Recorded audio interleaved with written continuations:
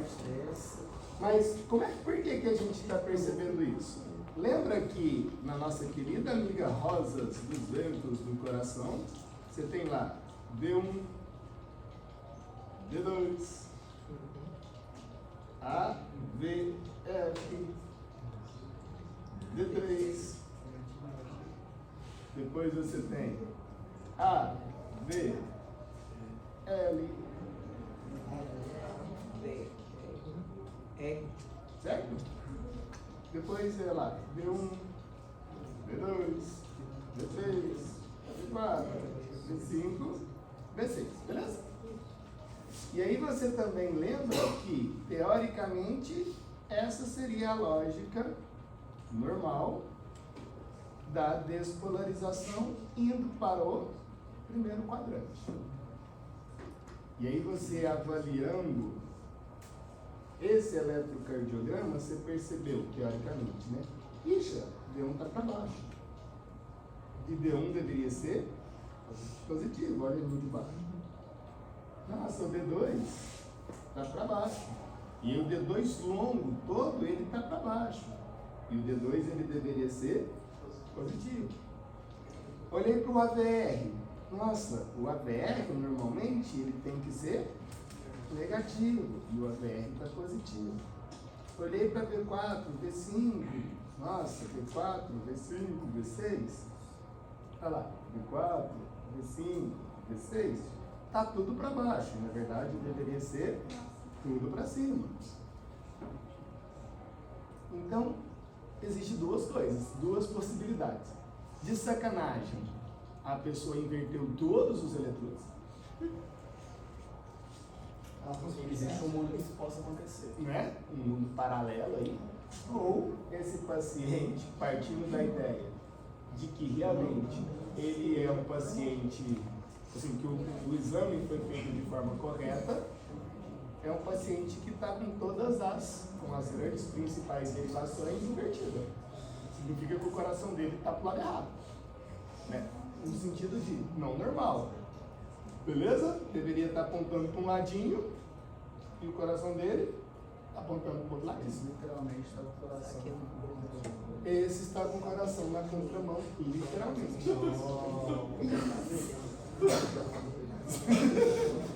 Beleza? Foi bastante filósofo isso. Tá, mas quais são os passos que você sempre vai avaliar? E aí, lembra, não é de forma nenhuma necessário que você siga essa sequência de passos. Eu que sigo essas sequências porque eu acho que vai facilitar a ideia. Na hora que você estiver assim, bastante acostumado com o eletrocardiograma, você vai criar o seu passo a passo, sem nenhum problema. Mas eu, Léo, sempre gosto de começar com a frequência cardíaca. E aí, a gente sempre vai lembrar assim, quando a frequência cardíaca, toda vez que você está olhando para ela, você está olhando para o D2 longo, não é isso? E aí, claro que você está olhando a distância de R a R, né? E vai, então é 1500 dividido pela distância de R a R. Quando você começar a ficar com prática, claro que você está olhando não só o R, mas você olha o P também, que está do lado, você já olha. E aí você vai perceber, tem hora que tem mais de um P. Velho, um monte de coisa que esse passo a passo que a gente está fazendo não precisa mais. Né? Tipo, nossa, eu estou olhando lá, tem onda B, onda P, aí tem QRS. Aí tem onda P, onda P, onda P e QRS. Você não precisa de fazer o passo a passo, porque você já viu no D2 que está errado. Percebeu o que eu estou querendo dizer? Tá, isso a gente vai discutir na semana que vem os outros passos, e aí você vai perceber que esse passo a passo ele não obrigatoriamente vai ser seguido. Mas, partindo da nossa lógica, então a primeira coisa, frequência cardíaca. Segunda coisa, o quadrante. Terceira coisa, o ritmo. A quarta coisa, e aí você está pensando tanto na altura quanto no comprimento da onda P, certo? Então a gente está pensando em átrio ainda. Como é que é o ritmo mesmo? O ritmo, você lembra que o ritmo cardíaco é a relação entre sístole e diástole. E aí sempre que você está pensando na sístole atrial, você está pensando na onda P de pato. Então ela tem que ser positiva em D1, D2 e ABF.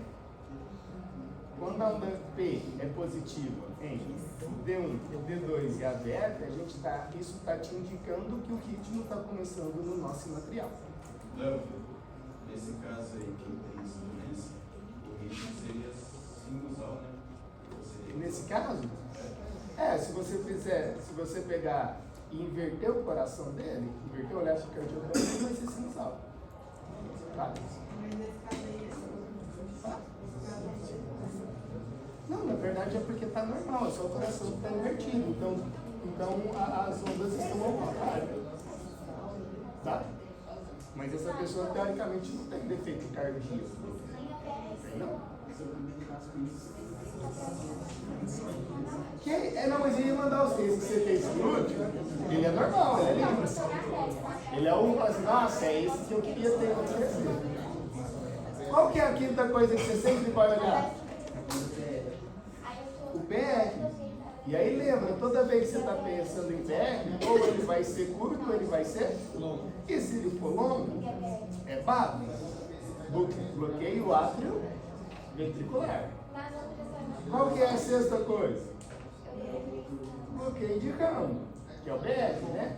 E aí lembra, tem bloqueio de ramo direito e bloqueio de ramo esquerdo. Léo, se ele for curto é o quê? Não chama BR curto. Só? É. Aí você tem que pensar na fisiologia dessa brincadeira. O que significa PR curto, queridos? Assim, qual é o problema do PR curto? Então, isso eu queria saber. Quem consegue nos explicar? Assim, nossa, o PR é curto. Fisiologicamente, qual é o problema? Ele não está batendo muito forte? O que é? Assim, O efeito matou, não vai ter tempo do ar sair do ar chegar no ventrículo. Exato. Não dá tempo do sangue sair do átrio e chegar no ventrículo. Está quase batendo junto o átrio e o ventrículo.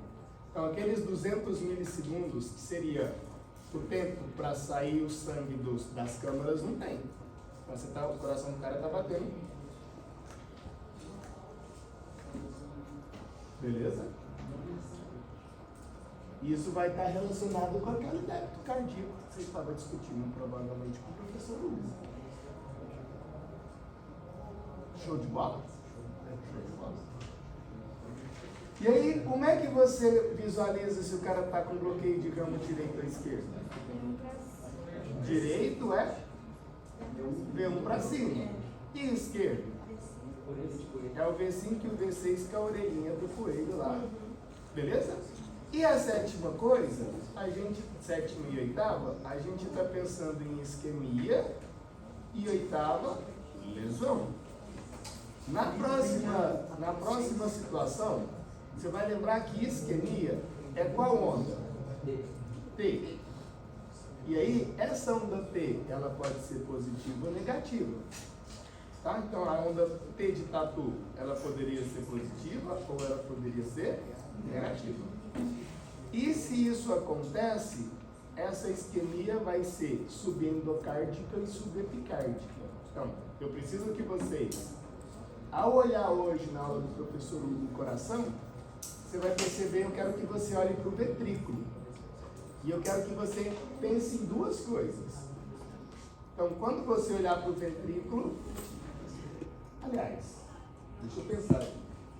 Eu já mostrei para vocês a foto das artérias coronárias? Não. Deixa eu só encontrar isso aqui, me dá um segundo. Porque é muito legal. Mas eu tinha mostrado.